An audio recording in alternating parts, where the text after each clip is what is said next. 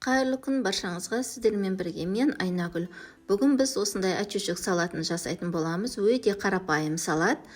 Бейне жазбада көріп тұрған заттардың барлығын төменгі описанияда қалдырамын.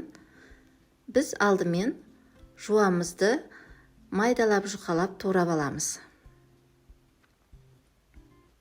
Өте жіңішке болу керек. Және де 1 шай қасық сірке су, салқын суға араластырамыз. Сосын 2 ас қасық қантымызды жақсылап араластырып, туралған жуамызды салқын суға салып маринаттаймыз және 1 шымшым тұз саламыз. Ендігі кезекте бізде қызанақ артық түптерін кесіп алып тастаймыз да және жұқалап тураймыз. Бұл да жуа секілді жұқа болып туралу керек. Жұқалап турап алдым. Ендігі біз аскөкті тураймыз. Оны да майдалап тураймын.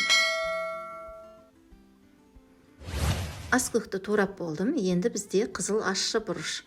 Қызыл ащы бұрыш қаласаңыздар, жартысын турасаңыздар болады. Мен бұл жерде толықтай қостым.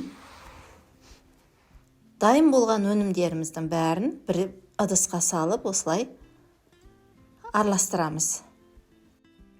Енді шамамен 1-2 шай қасықтай зәйтүн майын құямын. Дәміне қарай тұз қосамын және жақсылап салатымызды араластырамыз.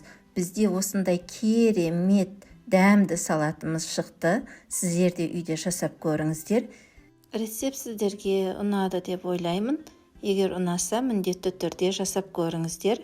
Ас болсын достар.